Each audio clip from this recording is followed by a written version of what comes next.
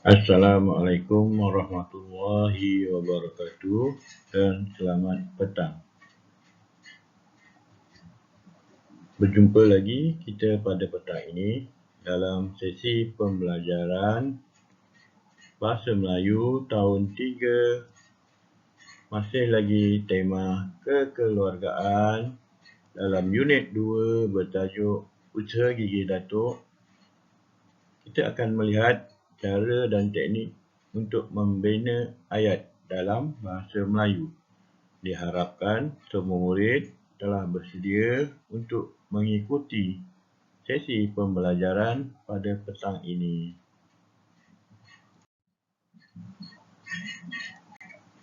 Pada sesi pembelajaran yang lepas, kita telah belajar tentang ayat.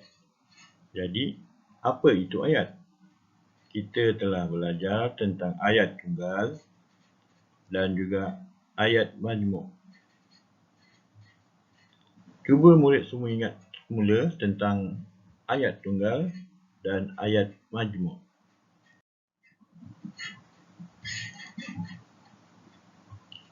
Ayat tunggal ialah ayat yang mengandungi satu subjek dan satu predikat sahaja.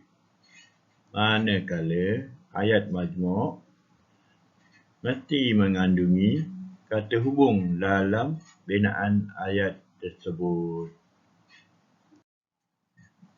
Kita telah mengetahui ayat tunggal dan ayat majmuk. Seterusnya kita lihat bagaimana teknik untuk membina ayat dalam bahasa Melayu.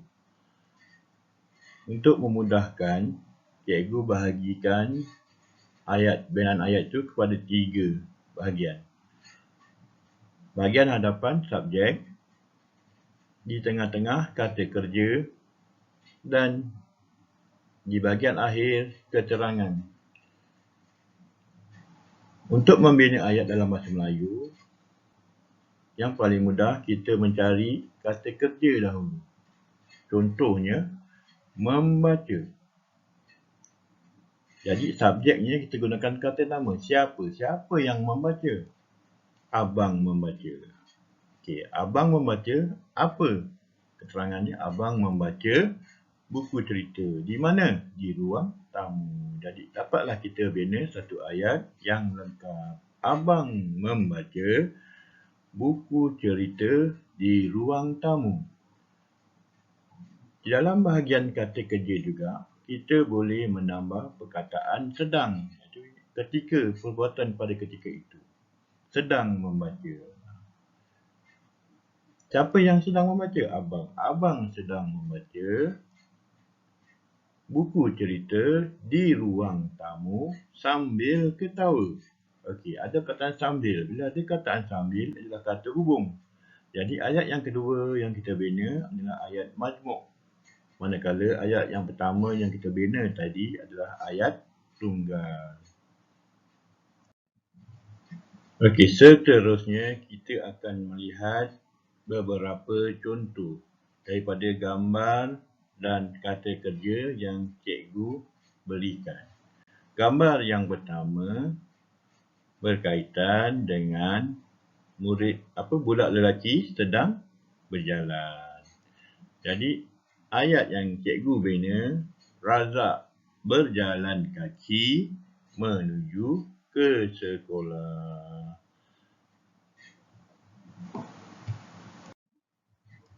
Contoh seterusnya daripada gambar budak perempuan yang sedang membaca. Jadi ayat yang cikgu bina, adik sedang membaca buku yang disukainya untuk mengisi masa lapang. Contoh yang terakhir, berdasarkan gambar di ruang dapur, iaitu memasak. Ayatnya, ibu dan kakak sedang memasak di dapur sambil berbual.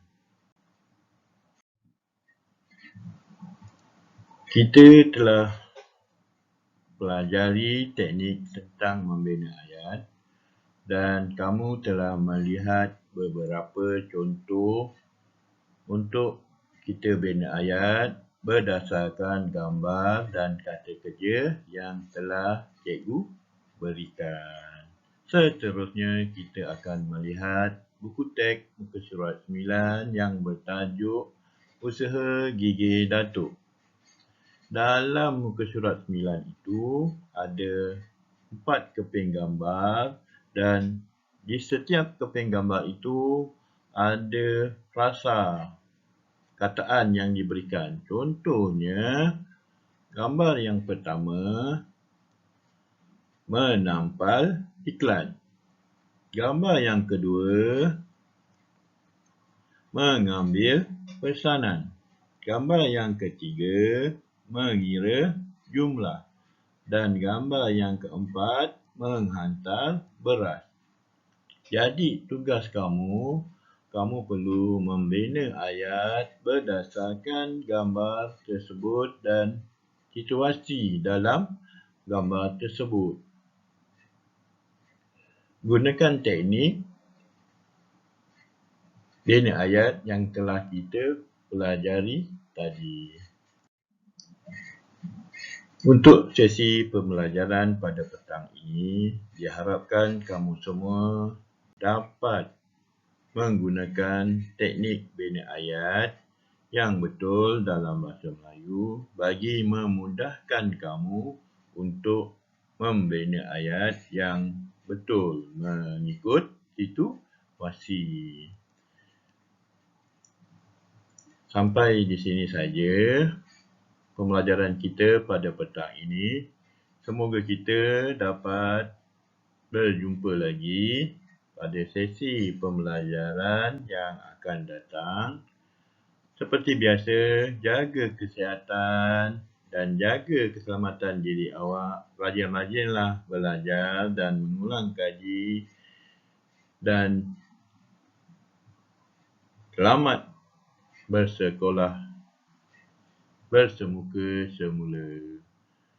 Sekian, terima kasih. Assalamualaikum warahmatullahi wabarakatuh.